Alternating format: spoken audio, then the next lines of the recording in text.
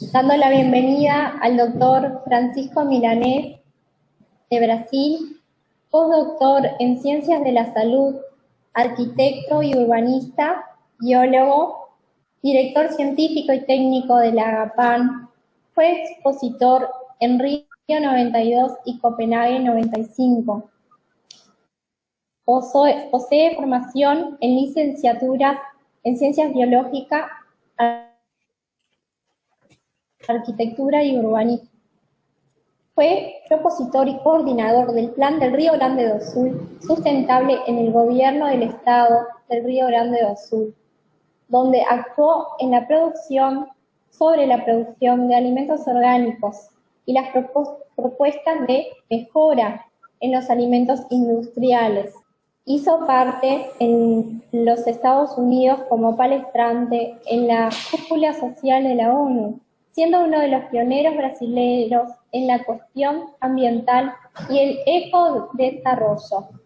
Damos la bienvenida, Francisco. Sobre todo, quería decir que Francisco es un gran amigo y apoyador de este proyecto. Muchas gracias, Priscila, por la invitación y por las palabras. Y bueno, para no maltratarles con mi español, vuelvo al portugués. Quem fala aqui, não sou um museólogo, né?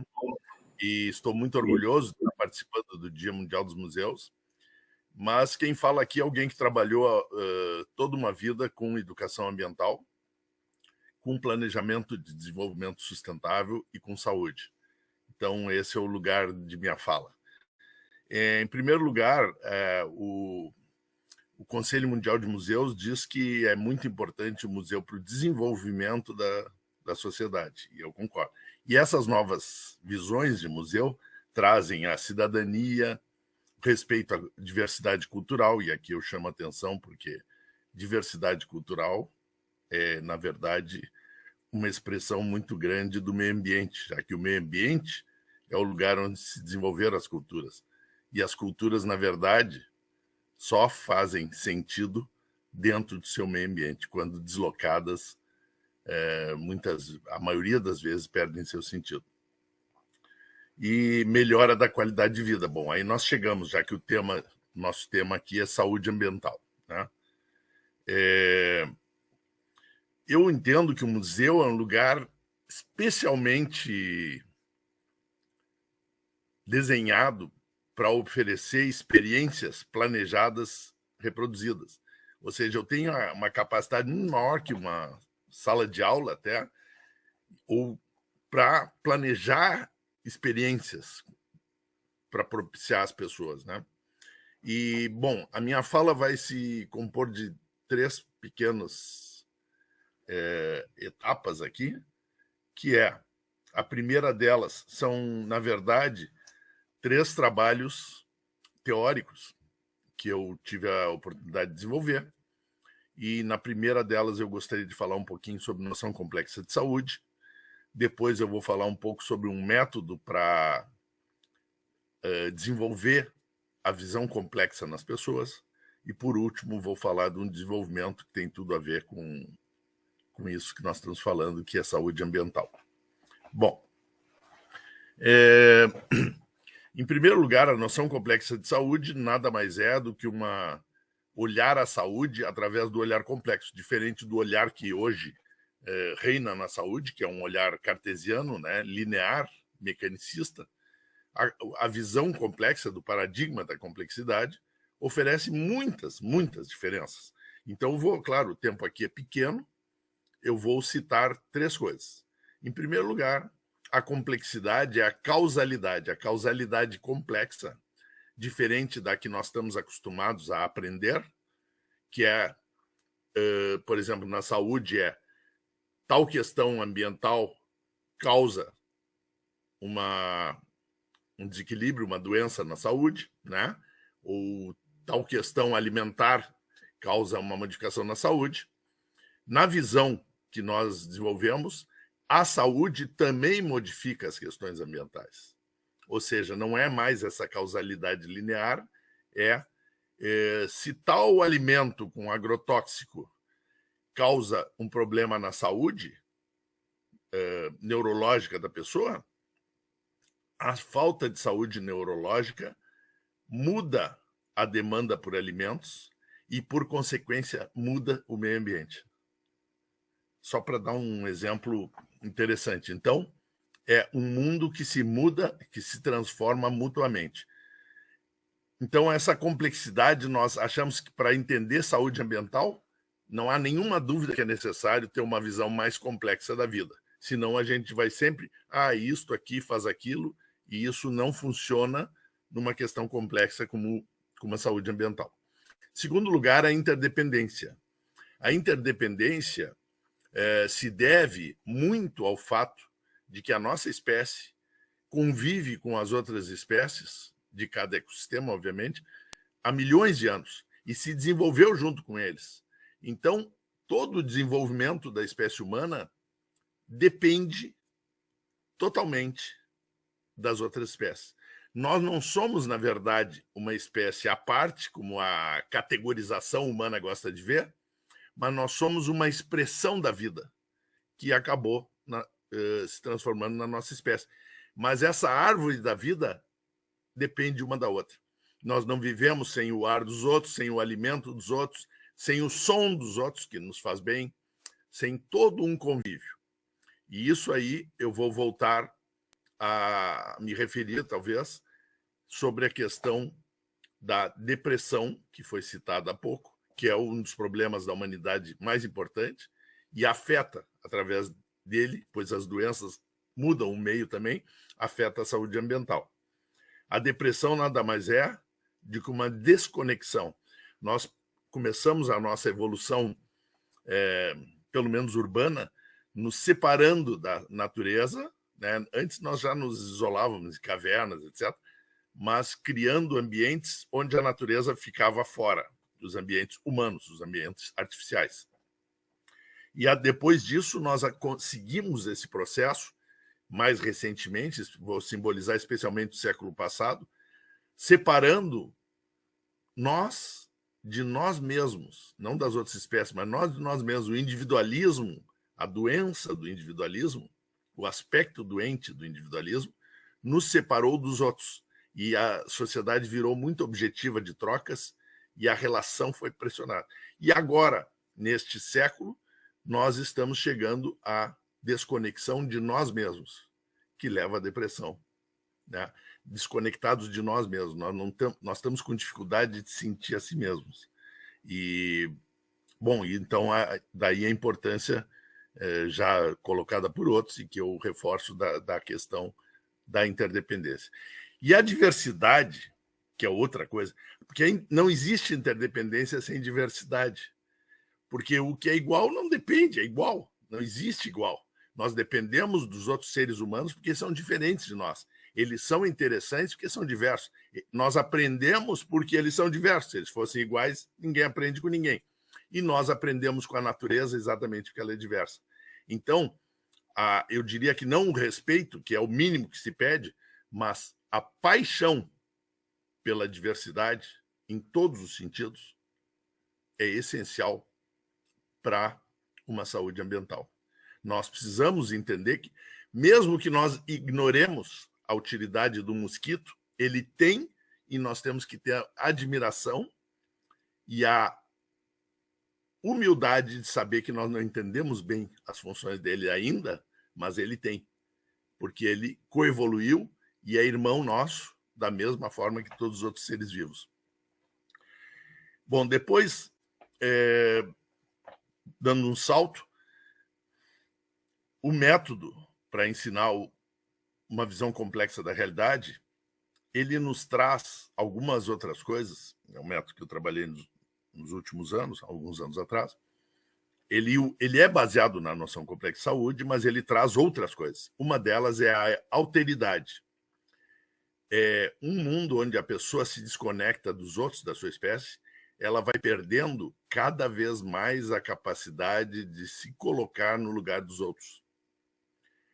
E em perdendo essa capacidade, ela está perdendo junto a capacidade de ouvir, por exemplo, que é a capacidade mais importante, tão ressaltada por Paulo Freire e por tantos outros que compreenderam que era muito mais importante no ensino, na educação, ouvir do que falar.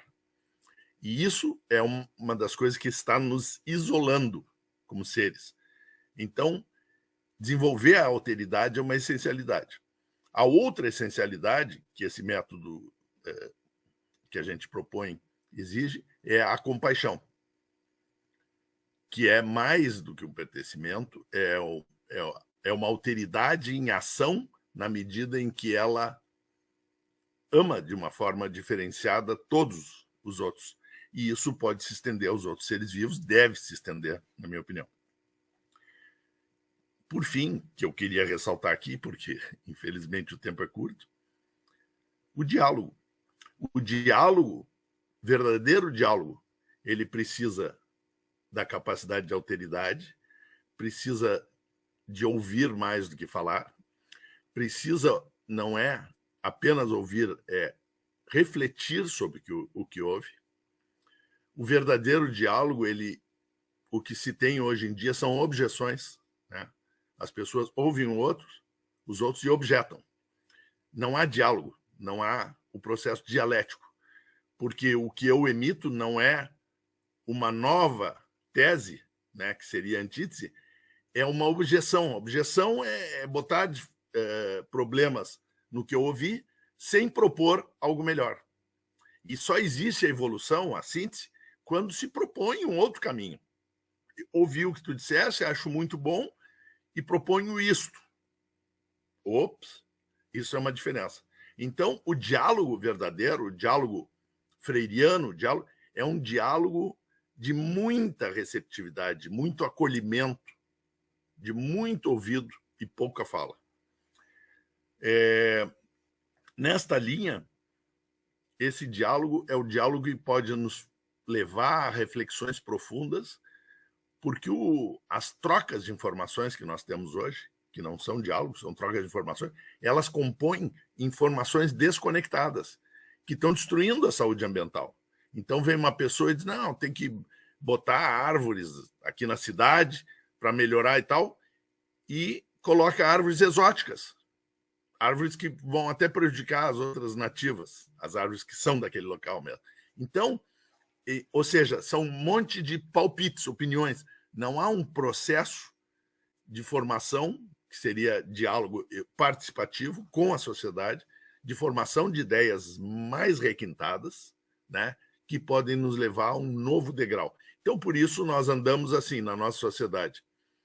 Eu tenho uma doença, tomo um remédio, uma medicina, né, para aquilo, e como consequência dessa medicina, desse remédio, eu gero outra doença. Então, é um eterno buscar de desequilíbrios. Não são soluções. Até porque nós não trabalhamos com a essência de uma doença, né? Nós trabalhamos apenas com os sintomas. E os sintomas, que é o que a sociedade faz, nos levam a pensamentos muito simplificados. E esses pensamentos simplificados não resolvem questões complexas. Uma delas é a cidade, eu exemplifiquei. Uma muito maior é a saúde ambiental. É importante... Onde é que se chega quando começa a falar de saúde ambiental, na minha opinião? Chega-se ao fato que qualquer ser vivo poderia ser o indicador de saúde ambiental. Mas como é possível? Seres que têm as necessidades completamente diferentes das nossas. Eles viveram milhões de anos com os mesmos parâmetros ambientais que nós. Portanto, eles dependem daquilo. Então, o que faz mal para eles, faz mal para nós. Isso é uma base de saúde ambiental. Se a humanidade só consegue ser egocêntrica e só consegue ver a sua própria interesse, muito bem. Nossa saúde está acabando. Quando a gente vê que está matando os animais ou as plantas, ou que os seres outros vivos não estão saudáveis, nós também não estamos. Não precisa fazer um estudo muito grande, porque isso é uma correlação impossível de mudar. Então, a saúde ambiental requer uma visão muito mais ampla da importância das diferenças. de como cada ser, por exemplo, por que não há basura, que não há lixo, resíduo, na natureza. Porque na natureza todos são complementares. Um utiliza o que o outro produz. Eternamente. Até os dejetos, que a gente chama, são utilizados por outro ser. E com vantagem, não é com perda, não é tolerados, é utilizados, são riqueza para outro. Isso sim é um processo de desenvolvimento. Porque um processo de desenvolvimento, né, a gente perdeu a noção, a gente mistura desenvolvimento com crescimento, palavra completamente distinta. Se os seres se desenvolver fosse crescer, o ser humano teria, com 20 anos, 30 anos, 2,5 metros de altura, com 40, porque ele para de crescer. Por que ele para de crescer? Porque crescer é uma parte do desenvolvimento, em tamanho. Ele continua se desenvolvendo, porque ele vai adquirindo experiência. Isso é desenvolver. Experiência para viver melhor, para desenvolver melhor as suas atividades. Então, a gente precisa, inclusive, ressignificar a palavra desenvolvimento. Desenvolvimento é qualificação e não crescimento. Então, um desenvolvimento cuja base é a saúde é indispensável. Para ver um meio ambiente saudável, aí eu já estou entrando na terceira proposta teórica, que é o desenvolvimento saudável. O desenvolvimento saudável, simplesmente desenvolvimento da humanidade saudável, não admite atividades que destruam a saúde de qualquer um, porque destruindo a saúde de qualquer um está destruindo a saúde de todos os outros, já que nós somos interdependentes. Então, esse desenvolvimento vai se embasar na natureza não como inspiração mimética de design, simplesmente para fazer desenho mimético da natureza, não, ele vai interpretar a natureza como um todo. Por exemplo, produzir milhares de alimentos, milhares de atividades que se produzem na natureza, todas recicláveis, sem lixo.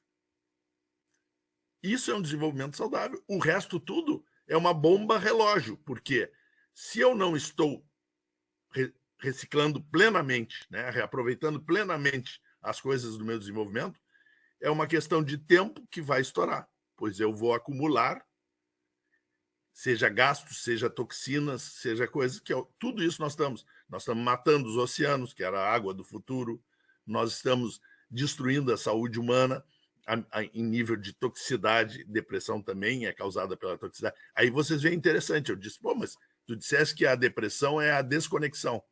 Bom, mas o processo de desconexão é auxiliado, aditivado pelas toxinas. A gente vê que a dificuldade de conexão, de se sentir bem, de estar disposto, está ligada também à toxicidade da nossa alimentação, do nosso ar que respiramos, da água que bebemos.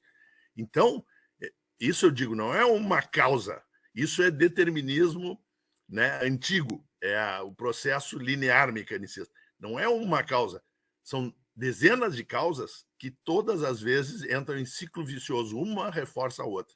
Isolamento, depressão, aí vem Covid, aí vem mais isolamento, vem mais dificuldades alimentares, aí come uma coisa que piora. Isso é a verdade de uma saúde ambiental. Esta saúde ambiental, frisando de novo, ela é vivida por todos os seres vivos. Todos. O fato da gente, na nossa ignorância humana, não conseguirmos interpretar a saúde dos outros seres não significa que ela não exista, né? O mais fácil seria olhar para a nossa, porque essa nossa nós conhecemos um pouco melhor, né? Então a gente pressupõe, essas plantas estão ótimas, porque estão verdes. Não. Se o meio ambiente está intoxicado, elas estão intoxicadas. Talvez eu não consiga perceber como. Mas se em milhões de anos elas não tinham determinada concentração de metais pesados e muito menos de produtos de síntese humana, como agrotóxicos, elas terão problemas com aquilo ali. Ah, mas na pessoa mata e a planta sobrevive. Bom, ela sobrevive, mas mal, porque ela está consumindo alguma coisa que não está previsto no seu sistema alimentar, no seu sistema respiratório, né? Então, por que eu estou dando essa volta toda? Porque os museus são lugares que se pode planejar. Eu não acredito mais, finalmente, no método que eu estava falando para uma visão complexa da realidade, a gente começa a se dar conta, e isso foi um processo da minha própria evolução pedagógica, que não se ensina com conhecimento, não se ensina com a racionalidade. É necessário para ver o ensino transformador, como o Freire falava. Embora ele não falou da complexidade, porque na época dele, né, não estava ainda este nível de coisa. Mas até o próprio ensinar, ele dizia, tem que haver respeito pela experiência de cada um, ou seja, respeito pela diversidade, e tem que ser transformador. A educação tem que ser uma coisa que a gente entra e sai maior, sai mais desenvolvido. Muito bem. Então, o que eu acrescento aqui, na minha experiência de educação ambiental, ninguém muda através do conhecimento dado pela educação. As pessoas mudam através de vivências significativas e transformadoras. Significa o seguinte, eu posso passar 10 dias aqui convencendo a não comerem fast food, né? Não comerem lá, sei lá, um X qualquer coisa aí. Muito bem. Vocês vão sair, vão ficar nervosos, eu vou mostrar os malefícios que faz na saúde, as pessoas vão ficar nervosas e sair da sua casa, vou comer um fast food porque eu estou nervoso, me deu vontade de comer. Porque elas não mudam. Agora, se eu pegar vocês, der uma alimentação como fez aquele filme maravilhoso, A Dieta do Palhaço, Super Size Me, A Dieta do Palhaço, se eu der alguns dias, não vou fazer que nem ele, que foram 30 dias, de alimentação fast food, e a saúde de vocês, todos os indicadores começarem a pifar, aí vocês vão mudar a alimentação. Então, por isso que nós criamos uma sociedade tão desconectada que a gente ensina uma coisa e faz outra. E isso não há como ter uma sociedade saudável, uma saúde ambiental, se o conhecimento não casa com as práticas. Mas por que não casa? Porque a racionalidade não manda em nós. Quem manda em nós muito mais é a nossa emoção, sentimentos, ligações, conexões, memórias. E a propaganda do alimentação ultraprocessada domina. Ela mexe no nosso emocional, não no nosso racional. Então, o racional aprende que faz mal e o emocional come. Nós temos que reconectar essas duas facetas, no mínimo essas duas, eu diria que tem mais uma terceira muito importante, além do emocional e do racional, que é a espiritualidade no sentido laico, eu me refiro, que é a nossa conexão com o todo, né? Então, aí, claro, as religiões, cada uma tem o seu caminho, mas o importante é que até os ateus podem ter a sua espiritualidade desenvolvida. E isso é essencial também. Mas eu só falando de racionalidade, razão e emoção, eu acho que a fusão, a reconexão entre esses dois lados da vida, ele nos leva à transcendência.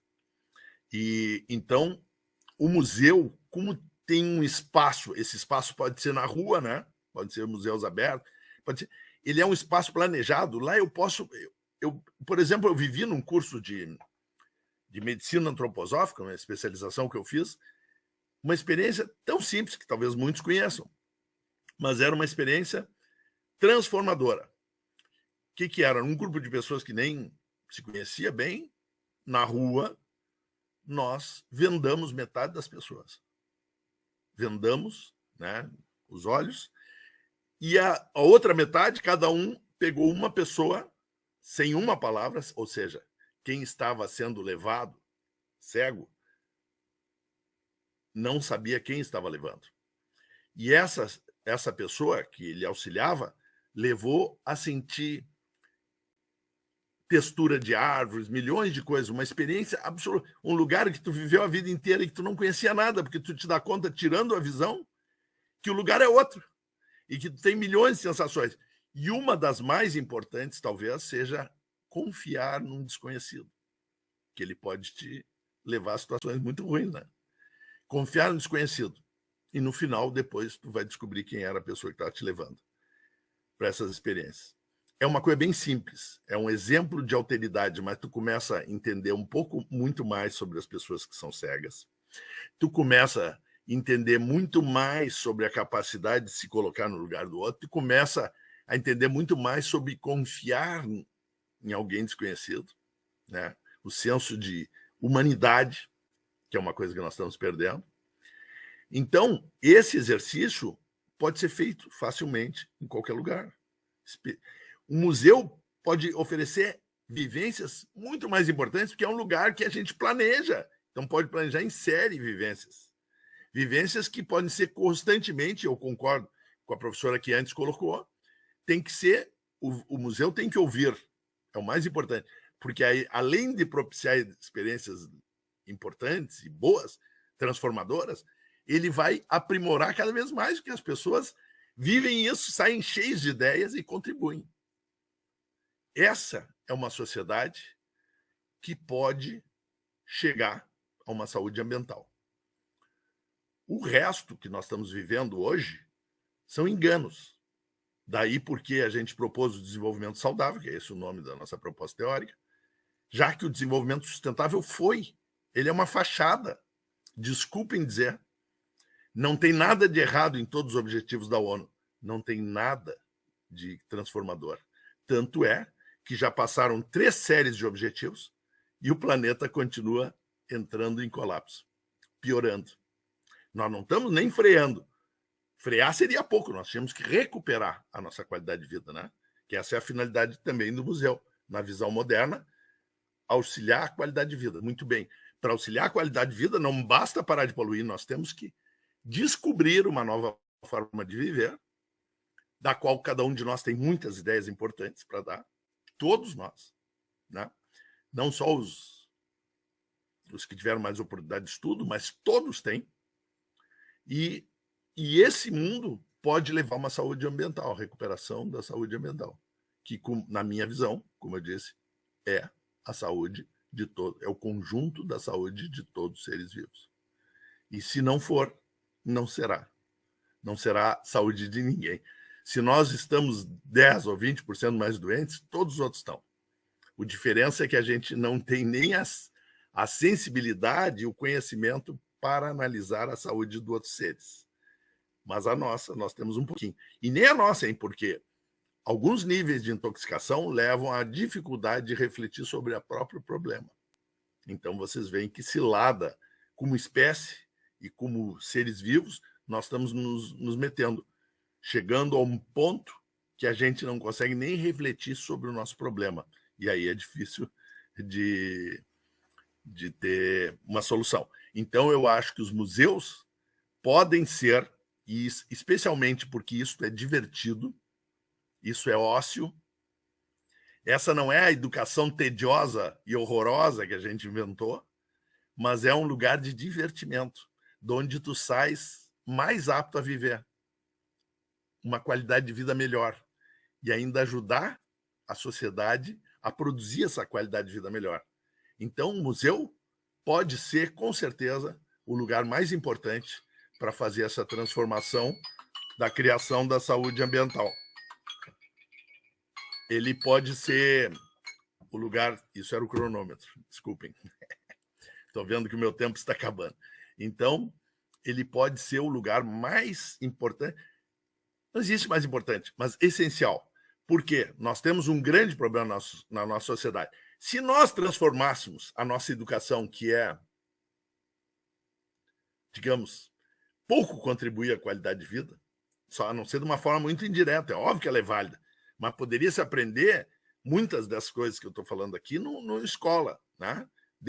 Dá para trabalhar complexidade, aliás, é muito mais fácil trabalhar com complexidade com as crianças pré-escola do que depois, quando a escola começa a destruir a capacidade de ver o todo, fica cada vez mais difícil de ensinar complexidade. Mas não é esse o fato que eu estou falando, eu estou falando de qualidade de vida. Só que a maioria, o mundo está sendo destruído pelos adultos, né? Então, tem esse problema. Quando a gente muda a escola, demora para mudar e vai mudar daqui a muito tempo, que talvez nós não tenhamos todo esse tempo.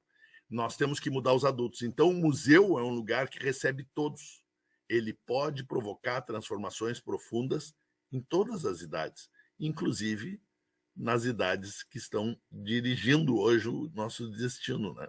Então, né, do prefeito ao cidadão que está ali comprando, e hoje a cidadania se exerce, o poder de cidadão se exerce no comprar, porque as escolhas, quando eu escolho alimentação orgânica, por exemplo, que eu escolho, não me importa o preço, se eu não tiver dinheiro, eu vou comer menos orgânico, mas não vou deixar de comer, porque eu estou dando dinheiro para o setor orgânico que cresce loucamente, enquanto que o convencional perde dinheiro e vai diminuir. Então, através da minha compra, sem o meu voto e sem a minha opinião, que são muito mais importantes, até através da minha compra eu mudo a sociedade. E nós precisamos ter algum lugar que as pessoas descubram isso e vivenciem isso, não basta dizer para elas. Muito obrigado, de novo, é um prazer enorme sempre contribuir, sempre que puder. Muito obrigado.